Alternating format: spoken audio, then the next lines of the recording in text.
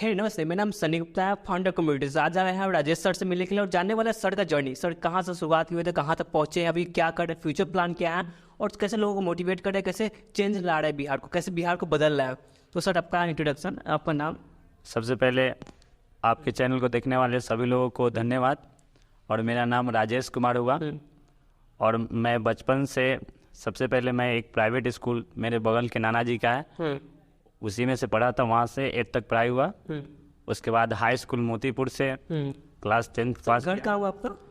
वैसे तो मैं यहाँ मामा करने मोतीपुर रहता हूँ, लेकिन मेरा घर साहेबगंज में फुलवरिया माधोपुर में हुआ। और यहाँ पे आना कैसा हुआ, मतलब? यहाँ पे बचपन में हम मामा के घर रहने लगे और यहीं पे पढ़ाई लिखाई शुरू हो गया और यहीं पे हम पढ़ते पढ़ते मतलब यहीं से पूरा पढ़ाई हुआ। उसके बाद 10 पास करने के बाद मुजफ्फरपुर चले गए और मुजफ्फरपुर में जाके पढ़े। और आप कुछ अपना जर्नी के बारे में बतला रहे थे। और क्लास इंटर करने के बाद मैंने IIT की तैयारी कर रहे थे, उसके साथ साथ क्लास इंटर के साथ साथ ही कर रहे थे। तो उसका जब एग्ज़ाम हुआ था उसमें मेरा नहीं हो पाया, तो उसके बाद काफ़ी उदास थे और अपने घर लौट आए। यहाँ पे मोतीपुर में रहने लगे और जनरल कंपटीशन की तैयारी दोस्तों के साथ करना शुरू कर दिए और इसमें काफ़ी मेरा मन लगने लगा।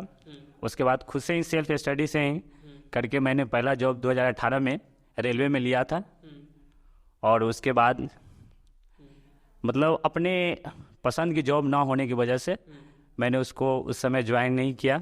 वो रेलवे ग्रुप डी का जॉब था और फिर उससे आगे की पढ़ने की तैयारी किए और रेलवे NTPC नाम सुने होइएगा, हाँ, उसमें मेरा सिलेक्शन हो गया। तो उसको आप किए या नहीं? अभी मेरा सिलेक्शन हो गया है, बस ज्वाइनिंग बाकी है। रेलवे NTPC स्टेशन मास्टर के पद पर मेरा सिलेक्शन हो चुका है। तो वहाँ से लेकर बचपन से लेकर तो यहाँ तक का जर्नी कैसा रहा है आपका, और बीच बीच में अपने लाइफ में क्या क्या किया है आपने? जब हम क्लास इंटर पास करके मोतीपुर आए तो यहाँ पे कोचिंग संस्थान में पढ़ाना शुरू किए और वहाँ पे पहले मोतीपुर में मुझे कोई उतना बड़ा मतलब कोई भी आके स्टार्ट करता है तो थोड़ा सा मुश्किल होता है कोई चीज़ करने में, लेकिन अपनी काबिलियत के दम पे कोई भी आदमी अपना कुछ कर सकता है अगर रियल में वो मेहनत कर रहा है तो उसके बाद मैंने कोचिंग संस्थान में पढ़ाना शुरू किया, वहाँ पे पढ़ाए और साथ में वहाँ पे क्लास 10 के पढ़ाते थे।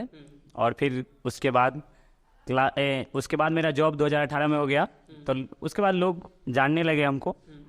2018 में जॉब हो गया। उसके बाद मैंने पहले तो सोचा था कि जॉब ज्वाइन कर लेता हूँ, फिर उसके बाद ऐसा लगा हमको कि ये मेरे शायद सबसे कम उम्र में हो गया था और ऐसा लगता था कि मुझे कि नहीं ये मेरे पसंद का मतलब थोड़ा सा लगता था कि नहीं ये मेरे सूट नहीं कर रहा है थोड़ा सा अपने लेवल के हिसाब से।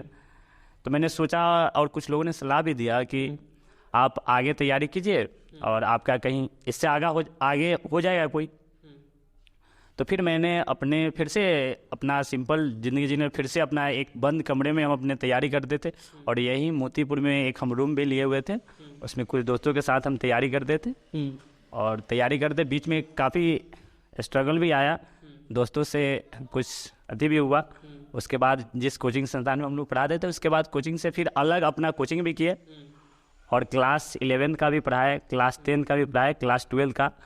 और एक बड़ी बात है कि वैसे तो किसी भी आदमी को बताइएगा तो ये सोचने में मजबूर हो जाता है कि फिजिक्स केमिस्ट्री और मैथ एक ही आदमी कैसे पढ़ा सकता है। तो मैंने फिजिक्स केमिस्ट्री मैथ तीनों अपने मतलब खुद से पढ़ाया है और बच्चों को सिलेक्शन भी दिलाया, पास भी करवाया है। तो पहले लोग नहीं मानते थे कि ये ऐसा हो सकता है, कोई भी नहीं मानते थे। और साथ में मैंने क्लास 10th भी पढ़ाया, 11th भी पढ़ाया, 12th भी पढ़ाया और कंपटीशन भी पढ़ाया।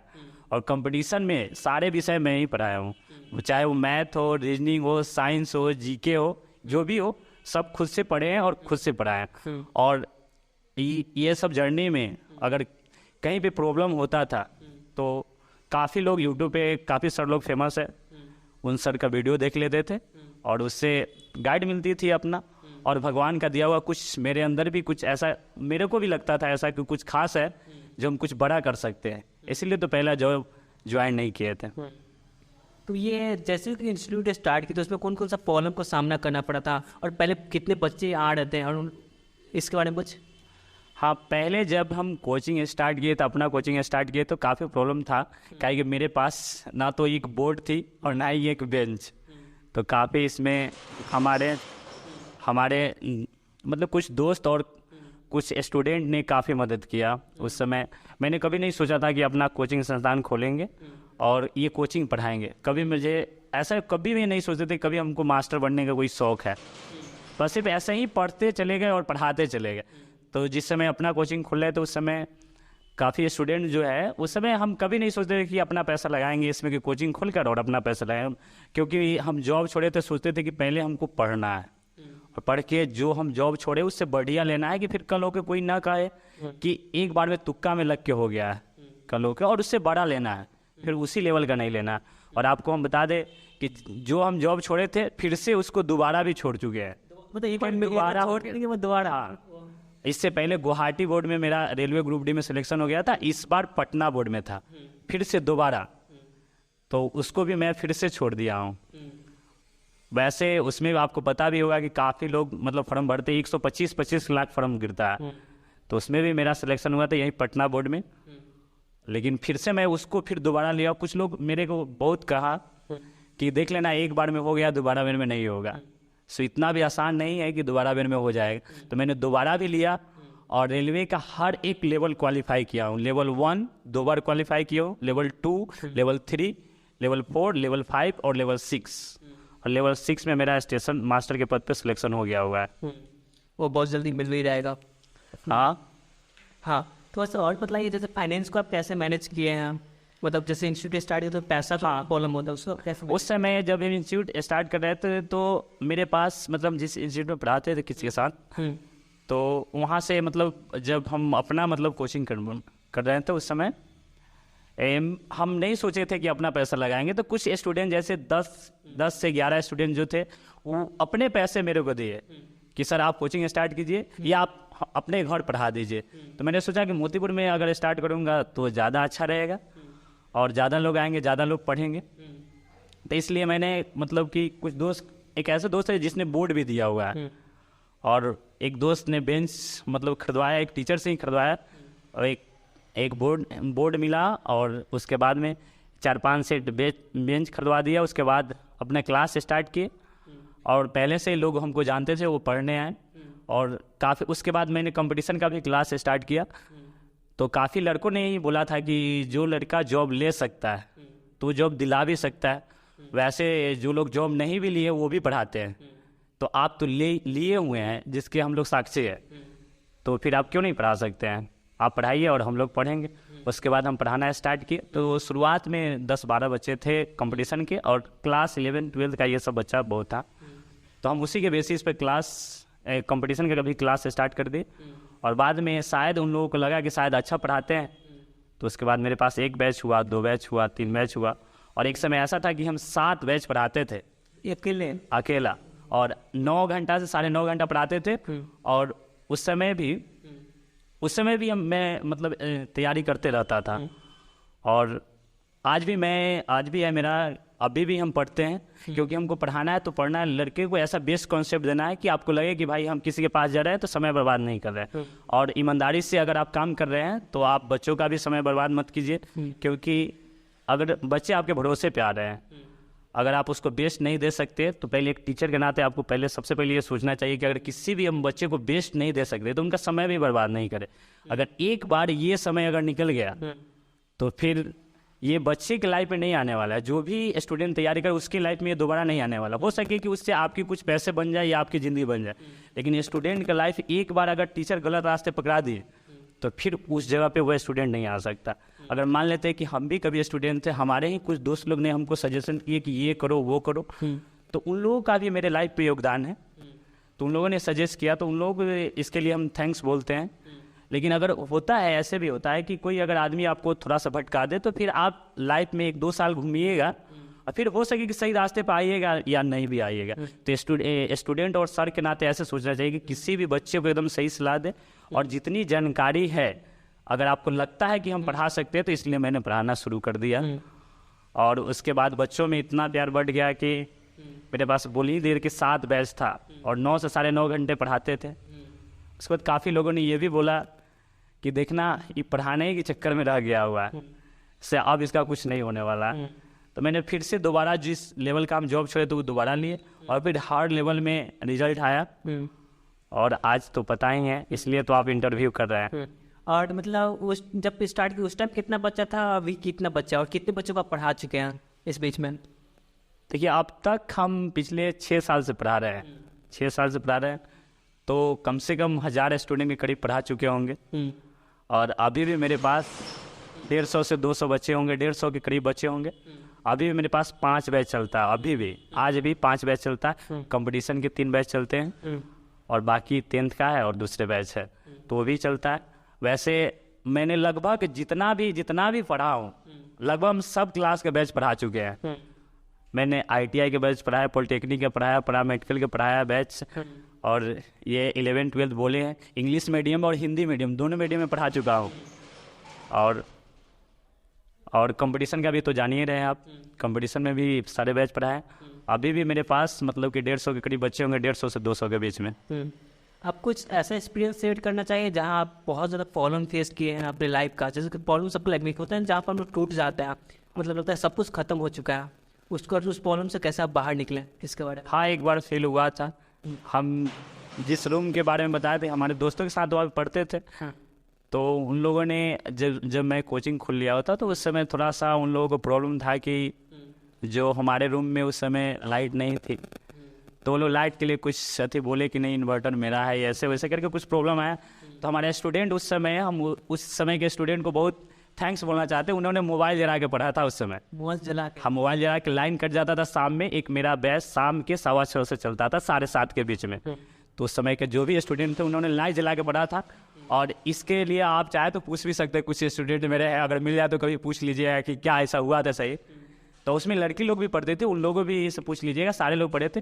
और बहुत लोग ऐसे देखने आते कि कौन सा ऐसा मास्टर आ गया कि भाई लाइट जला के पढ़ने के लिए लोग तैयार। बच्चे लोग का नाम क्या? उन बच्चे में से नाम तो कुछ लोग का याद है, जैसे प्रीतम था, गौरव थे, अरविंद नाम था, और कुछ लड़की लोग भी थे। हम लड़की लोग का नाम नहीं लेना चाहते, लेकिन लड़की लोग भी थी, मतलब उनसे आप मिल सकते हैं अगर आप चाहे तो। नहीं, कोई इतना विश्वास है आप पे।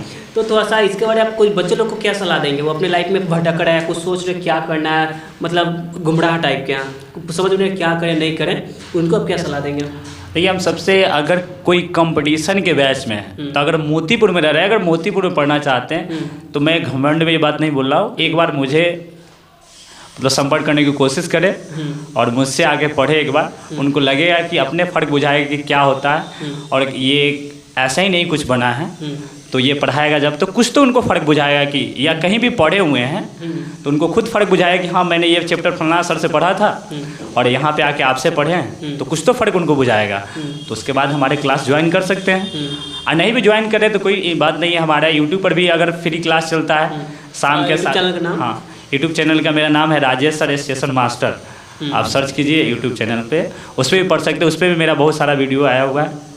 हाँ, यही बात है कि अभी हमको बहुत कम लोग जानते हैं, तो सब्सक्राइबर कम है। हम यूट्यूब चैनल का लिंक डिस्क्रिप्शन में दे देंगे। हाँ, और कोई टीचर बनना चाहता है तो उनके लिए क्या सलाह होगा? और टीचर में एक, इससे पहले टीचर में क्या क्या गुण होने चाहिए? कोई टीचर है उन पे क्या गुण होने चाहिए? देखिए, सबसे पहले टीचर में ये गुण होना चाहिए कि उसको पहले फ्रेंडली रहना है। ऐसे फील नहीं करवाना है कि हम टीचर हैं और आप स्टूडेंट हैं। सबसे पहले उससे फ्रेंडली बिहेव कीजिए, और दूसरी बात उसको पूछने की आज़ादी दीजिए, क्योंकि आप टीचर हैं। सबसे पहले कि आप टीचर, आप बहुत जानते हैं। अगर आप जानते हैं तो वो जब भी पूछेगा, तो एक चैप्टर अगर कोई पढ़ा रहे हैं, जो भी चैप्टर आप पढ़ा रहे हैं, जैसे आप मान लेते हैं कंपाउंड इंटरेस्ट पढ़ा रहे हैं, चक्रवृद्धि ब्याज पढ़ा रहे हैं, तो आप उसके बारे में जानते हैं तभी तो वो पढ़ने आए या आप पढ़ा रहे हैं। तो उससे पूरे आज़ादी दीजिए कि कुछ भी पूछ सके, उससे संबंधित बात कुछ भी पूछ सके, और उससे पूछने पे ऐसे फ्रेंडली बिहेव कीजिए कि लगे कि भाई एक बड़ा भाई बता रहा है। और ऐसे फील होना चाहिए कि उसको कभी फील नहीं होना चाहिए कि भाई हम कुछ ज़्यादा बड़ा पूछ दिए और सर हमको डांट लगाने लगे हैं। तो ऐसा नहीं है, आप जितना जानते हैं, पहले तो हम पहले ही बोले कि अगर आप टीचर है तो आप जानते ही होंगे, तो पूछने के लिए मतलब आज़ादी दीजिए स्टूडेंट को, फ्रेंडली बिहेव कीजिए पहले। एक टीचर आप अकेले पढ़ा रहे हैं, कोई टीचर है आपके इंस्टीट्यूट में? हाँ, टीचर है तो उस पर क्या गुण देख के आप उस टीचर को रखते हैं अपने साथ में? देखिए, अभी तो हम अकेले ही पढ़ाते हैं। जब से मैंने अपना कोचिंग है मेरा, तो तब से मैं अकेले ही पढ़ाता हूँ। इसलिए तो पहले ही बोला कि ये पैसा, बहुत लोगों ने पहले ही बोला कि देखिए इतना बैच पढ़ाता है। और कितने बच्चों को पढ़ा रहे हैं इस मोमेंट पे? अभी बोले ना 150 से 200 के बीच में होंगे। तो उस समय मतलब बहुत लोगों ने बोला था कि खुद से ये सारा बैच पढ़ाता है और खुद से पढ़ाता है तो ये खुद नहीं पढ़ पाएगा, तो अगली बार देखना इसका कुछ नहीं होने वाला है। रियल बात है कि मैंने उनसे भी मोटिवेशन लेके मैंने जिस समय भी समय मिला उसके बाद ट्यूशन के बाद मैंने पढ़ा। और ट्यूशन पढ़ाते समय भी हम अपना तैयारी करके होमवर्क करके जाते थे कि क्लास में ऐसे बच्चों को बताना है जो भी स्टूडेंट है कि वो संतुष्ट हमसे दिखे और लगे कि कुछ आज नया सीखे या कहीं पे पढ़े हुए हैं तो उनसे बेहतर बता रहा है। उससे हमको भी फ़ायदा होता था और प्लस अपनी भी तैयारी हो जाती थी उसके साथ में। और जब भी कोई टीचर है तो सबसे पहले उससे फ्रेंडली बिहेव कीजिए बच्चों के साथ। इसमें जब पर्सनल लाइफ और प्रोफेशनल लाइफ को कैसे मैनेज करते हैं, क्योंकि दो इतना बच्चों को पढ़ाना दोनों को मैनेज करना कैसे कर पाते हैं? देखिए पर्सनल लाइफ तो अभी हम लोग इतने बड़े पर्सनल भी नहीं हैं कि हाँ हमारे पास बहुत पर्सनल लाइफ है, लेकिन सिर्फ यही था कि हमारे घर वाले छूट दिए थे कि अगर आप पढ़ रहे हैं और जॉब छोड़े तो फिर से जॉब लेके दिखाइए, बस आपसे ज़्यादा कुछ पर्सनल हमसे नहीं है, बस आप पढ़ते रहिए कुछ करके दिखाइए, उसके बाद पर्सनल भी प्रोफेशनल भी बनिएगा, दोनों बनिएगा। तो ज़्यादा कुछ तो पर्सनल नहीं था, लेकिन फिर भी अपने पढ़ाई में कुछ तो बातें स्टूडेंट लाइफ में तो पर्सनल होता ही है, लेकिन उतना ज़्यादा कुछ पर्सनल नहीं था।